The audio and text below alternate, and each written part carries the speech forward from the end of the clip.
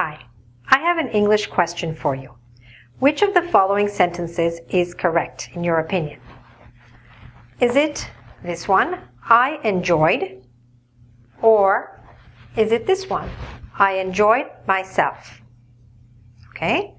Even if we change it a little bit and say I enjoyed at the party or I enjoyed myself at the party. Which of these sentences is correct in your opinion? Well, this is the correct one, and in a few minutes you're going to understand exactly why it's correct. All right? My name is Rebecca, and in today's lesson we're going to talk about reflexive pronouns. All right? I know that's a big title, but it is actually describes something which we use quite often in English. And let me explain to you in a simple way what a reflexive pronoun is, when we use it, and how to use it. Okay? That way you'll sound a lot more correct and authentic in English. So a reflexive pronoun is a pronoun that refers to the subject of the sentence. So here, myself is a reflexive pronoun which refers to what? To the subject of the sentence, which is I. Right? In other words, the subject, I, and the object, myself, are the same person, right? So let's differentiate this from a regular kind of sentence where we don't use a reflexive pronoun, okay? In this diagram, I hope you can see it, there's a woman and this is a man. And I could say, she is looking at him. In this case, she and he are two different people, correct? So there is no need for me to use a reflexive pronoun here. She is looking at him, all right? Different people, no reflexive pronoun. However, in this diagram, he, and this is supposed to be a diagram of the same man in a mirror, okay? If you could use your imagination. He is looking at himself. Now, this person and this person are the same person. So when we're talking about the same person, when the action is being done to the same person, then we need to use a reflexive pronoun. So here we would say, not he is looking at him, because if I said he is looking at him, the him has to be someone else. But here, he's looking at himself in the mirror. I'm looking at myself in the mirror. He's looking at himself. Okay? All right. So let's go on now to see how to use it. So, I enjoy myself. You enjoy yourself. He enjoys himself. She enjoys herself. Let's say the dog enjoys itself. Okay? Or the dog hurt itself. All right? Like that. We enjoy ourselves. Or we enjoyed ourselves at the party. We enjoyed ourselves when we were on vacation. Did you enjoy yourselves? Now this is plural, right? Here, in this column, these are all singular. And these, in this column, are all plural. And therefore, we see self in the singular becomes selves in the plural.